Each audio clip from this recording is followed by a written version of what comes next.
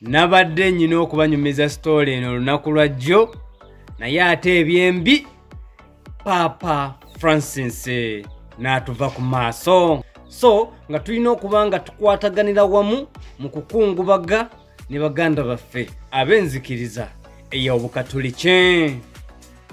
Kati story gyendeese story ekwatagana ku kinyonyi kye bayita namuŋŋoona.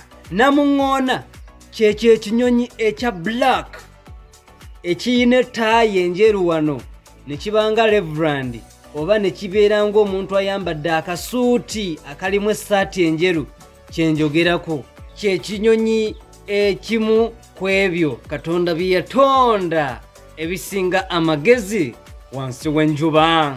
Namuŋŋoona omuzungu kyayita crow, omunyankole kyayita ekikoona, ate mulungubbala oba olulugwala kye bayita gaaga.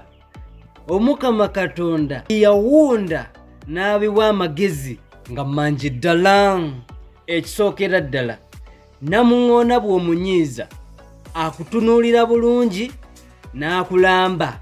Oyinza omugoba ku binyeebwa nga biri mu lujjaalu oba gwe yabirima ye tomunyumiza, akutunuulira n'akulamba nti gwe namba tya, atakutya gwe ntya. Oyo namuŋŋoona ne bw'oddemu omusanga mu kifo ekitali ekyo ky'omusanzeemu n'omusanga eyo kilomita nga 3 anyumiza binyonyi binne nti oyo gwe mulaba si mwangu, kalittima, muzibu, nga yakulamba. Era obusungu bwe ng'ekinyonyi ekyo kitereka obusungu okumala emyaka 17 nga kikolima nga kikukkuluma.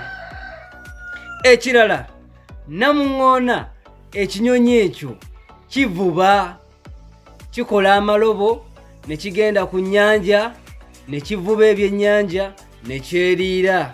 Kati gwe gy'oddeeyo n'ogamba bannange engege zaalinnya, wolololo bannange obugege bulinga nkejje. Ye namuŋŋoona akola amalobo ge okuva mu biti oba ebikoola ebikaluba ne yeeriira fiisi. Namuŋŋoona bw'obanga oyagala okumutegeera, ntunuulira ekinyonyi ekyo bwe kiba kisanze ekinyeebwa ekizungu, ebyo ebinyeebwa ebikaluba, teyeemenya mbw ate bannange ekinyeebwa kikaluba ŋŋenda kukola ntya. Asitula ebyo ebinyeebwa ebizungu n'abikanyuga mu koolasi, emmotoka ne zibikoona ne byatika ng'ajja yeeriira empeke ziri ze baasizza. Oyo ye namuŋŋoona. Ekirala eky'enjawulo ekiri ku kinyonyi ekyo namuŋŋoona, namuŋŋoona ye tabeera mu kibira. Namuŋŋoona sitebbooni, ebyo bye mubeera mu nsikosiko.